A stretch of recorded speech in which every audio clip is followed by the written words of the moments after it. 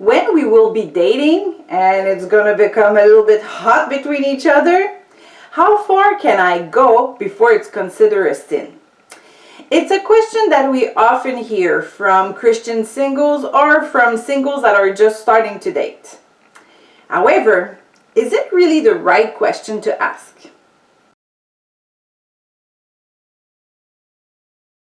There's nothing more tempting than something prohibited. It's what the Apostle Paul noted in Romans 7:8. But sin, seizing the opportunity afforded by the commandment, produced in me every kind of coveting. For apart from the law, sin was dead. Our carnal nature is no different than the one of Adam and Eve had. In Genesis 3, Eve in the Garden of Eden was tempted to eat the fruit found on the one tree forbidden by God.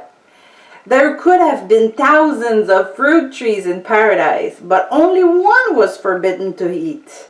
And it's this tree that the snake brought to Eve's attention.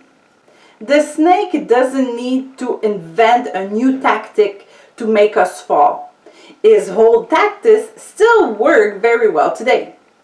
When we're dating or thinking about dating, everything that relates to intimacy and sexuality becomes very attractive. This is the only thing that God reserved for married couple, the only thing that is prohibited from those who aren't married.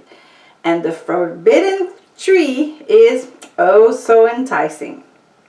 How can we resist the snake's suggestion? By feasting on all the other trees.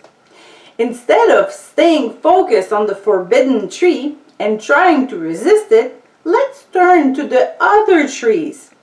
In a relationship, there are many activities you can do outside of your bedroom.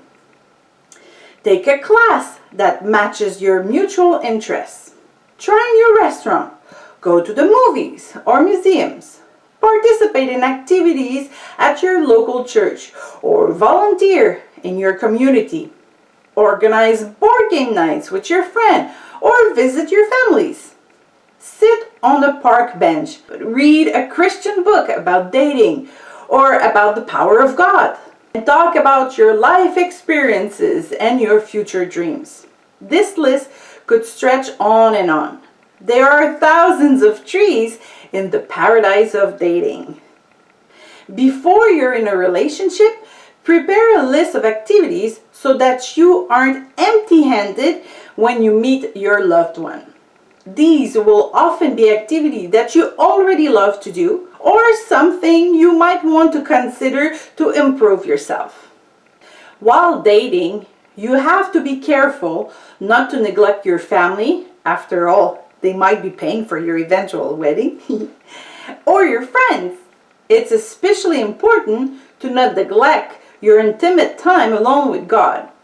It is also good to keep an evening for yourself, to recharge your battery, develop creativity, or to do some sports. So, if you remove the evenings that you will take alone with your family, your friends, God, and yourself, there isn't that much time left to spend with your loved one. When you start dating, it's important to not make the mistake of seeing each other every day. You need to keep a balance. This is what makes your dates more precious. With that, your list of activities to do as a couple or your other trees doesn't need to be that long unless you're planning on dating for a long time before getting married.